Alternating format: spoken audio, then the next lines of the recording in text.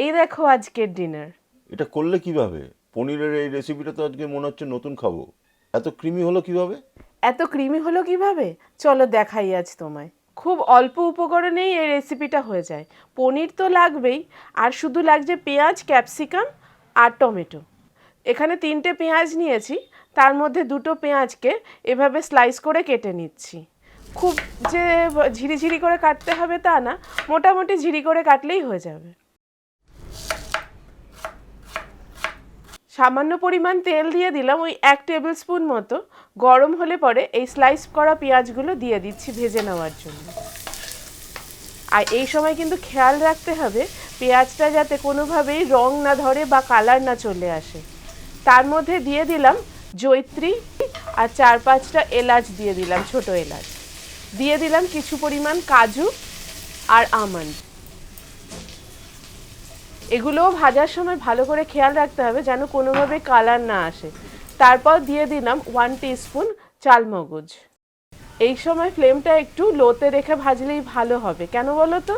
যাতে এটার মধ্যে কোনোভাবে কালার না আসে। গ্রেভিটা যেহেতু হোয়াইট হবে, কালার যদি চলে আসে এর মধ্যে, তাহলে কিন্তু গ্রেভির কালারটা নষ্ট হয়ে যাবে।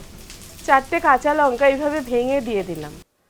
যেহেতু তুমি মোটামুটি ঝাল খাও, সেই জন্য এইভাবেই দিলাম। ঝাল বেশি যদি খেতে তাহলে আরও কাঁচা লঙ্কা দিতাম। ওটা ঠান্ডা হোক, ততক্ষণে পনিরগুলোকে কিউব করে কেটে নিচ্ছি। পনিরগুলো দেখো তোমার পছন্দ অনুসারেই কেটেছি, কিন্তু খুব বড়ও না খুব ছোটও না। যথেষ্ট বড় কেটেছো। এটুকু তো দিতেই হবে। এবার পনিরগুলো ভাজার জন্য তেল দিয়ে দিচ্ছি।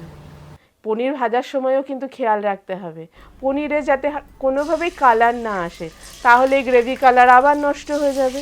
সেই জন্য খুব হালকা আছে পনিরটাকে হালকা হাতে উল্টে পাল্টে ভেজে নিতে হবে। এই পনিরটা কতটা তুমি নিলে সেটা তো আমাকে বললে না।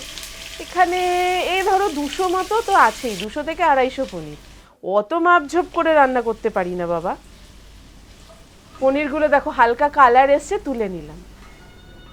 সেই তেলের মধ্যেই 2টো শুকনো লঙ্কা ফোড়ন দিয়ে দিলাম।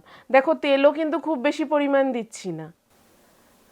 আমার পয়সাটা বাঁচাচ্ছ। বলতে হবে অর্ধাঙ্গিনীটা ভালো তোমার। সামান্য পরিমাণ জিরে দিয়ে দিলাম, এই 1/2 টিস্পুন মতো। এবার এই দুটোকে ভালোভাবে ভেজে নেব যাতে ফোড়ন থেকে ভালো একটা গন্ধ আসে। গন্ধ তো আমি পাচ্ছি অলরেডি। হ্যাঁ, তোমার তো খাবারের গন্ধ সবার আগেই নাকে আসে। 2 টিস্পুন মতো আদা রসুন বাটা দিয়ে দিলাম।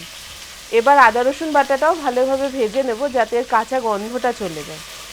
এই সময় কিন্তু ফ্লেমটা লোই রেখেছি যাতে ভালোভাবে ভাজতে পারি, অথচ কালারটাও নষ্ট না হয়।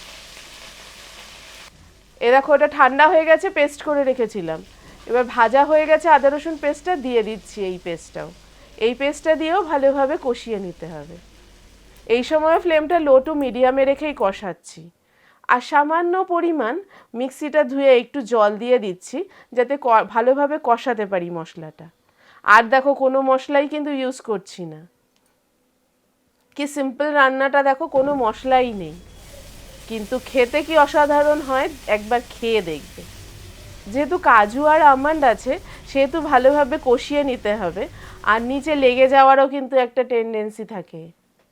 সামান্য পরিমাণ নুন দিয়ে দিলাম, আর দিলাম চিনি। চিনিটা তো দিতেই হবে টকটা ব্যালেন্স করতে। চিনি না দিলেও ভালো হতো মনে হয়। না না, বাঙালি খাবারে চিনি ছাড়া চলে নাকি?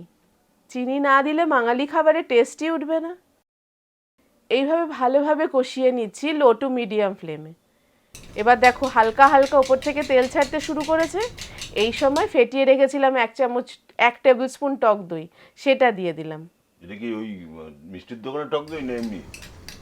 আরে টক দই হলেই হলো, কোথাকার টক দই, অত হিসাব করে কি হবে? যা আছে তাই দিয়ে দিলেই হলো, টক দই হলেই হলো। ভালোভাবে কষিয়ে নেব মশলাটা যাতে কোনো কাঁচা গন্ধই না থাকে।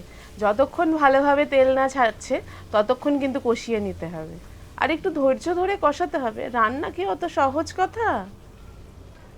ওটা আস্তে আস্তে কষুক, তার মাঝখানে আর একটু কাজ করে নিই। এই যে ক্যাপসিকামগুলো ছোট ছোট পিস করে কেটে নিচ্ছি। কিন্তু ক্যাপসিকামটা দেখো কি সুন্দর, মানে ফ্রেশ কিন্তু বাজার থেকে কিনে এনে। হ্যাঁ হ্যাঁ, নিজের গুণগান করতে পারলেই হলো। এই দেখো টমেটোগুলোও এইভাবে কেটে নিচ্ছি, এই যে মাঝখানে দানাটা ফেলে দিচ্ছি, দানাটা দিলে পুরো গ্রেভিটা কিন্তু নষ্ট হয়ে যাবে, তার জন্য এটা ফেলবো না, কিন্তু অন্য কোনো গ্রেভিতে ব্যবহার করে নেব। আচ্ছা আচ্ছা। হ্যাঁ হ্যাঁ, তোমার সাশ্রয় সবসময় করি আমি।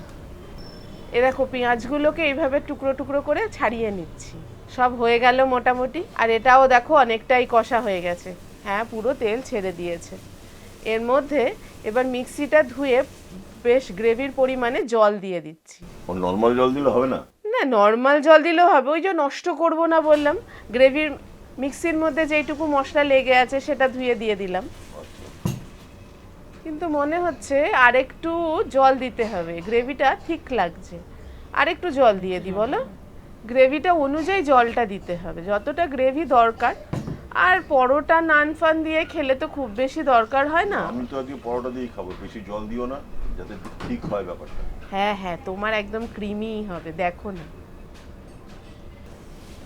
পনিরগুলোও দিয়ে দিলাম, পনিরগুলো গ্রেভির মধ্যে দেওয়ার এই সময় কারণ যাতে গ্রেভির ফ্লেভারটা পনিরের মধ্যে ভালোভাবে ঢুকে যায়, কারণ এমনি পনিরের মধ্যে কিছু ঢুকতে চায় না, একটু আগে থেকে দিয়ে দিলে গ্রেভির ফ্লেভারটা পনিরের মধ্যে ভালোভাবে ঢুকে যাবে। পাশে আরেকটা প্যান বসিয়ে দিলাম, ওটা হচ্ছে হোক, এর মধ্যে 1 টিস্পুন ঘি দিয়ে দিলাম। আচ্ছা, ঘিয়ের বদলে বাটারও দেওয়া যেতে পারে? হ্যাঁ, বাটার দেওয়া যেতেই পারে, আমার কাছে এখন ঘি আছে, আমি ঘি দিয়ে দিলাম। ঘিটা দিলে ফ্লেভারটা বেশি ভালো আসবে। মানে এটা এখন ভাজবে এটা? হ্যাঁ হ্যাঁ, ঘিয়ের মধ্যে ভালোভাবে সবজিগুলো ভেজে নেব। এই সময়ও খেয়াল রাখতে হবে যাতে এগুলোর মধ্যেও কোনো কালার না আসে, বেশ হালকা আছে ধরে ধরে ভাজতে হবে যাতে কোনোভাবে কালার না আসে। আর একটু কম ভাজতে হবে যাতে ক্যাপসিকামের আর পেঁয়াজের ক্রাঞ্চিনেসটা থেকে যায়। এটা কি সামান্য নুন দিয়ে দিলাম।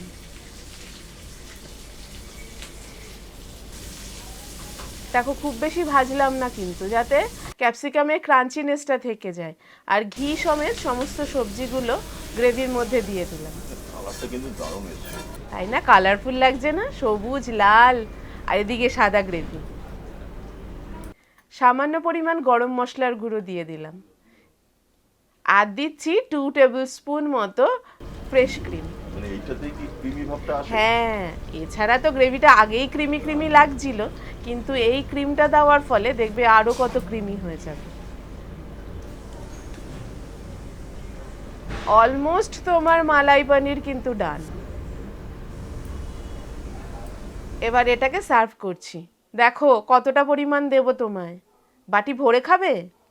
যা দিয়েছে যথেষ্ট। একা পারবে? ওখান থেকে ভাগ দিও খানিকটা আমায়। দেখো ইয়েটা কিন্তু তুমি ভালো সাজিয়েছো। তাই না? ওই কি বলে, স্যালাডটা, স্যালাডটা, হ্যাঁ। স্যালাডটা ভালো কেটেছি বলো। দারুণ কেটেছো।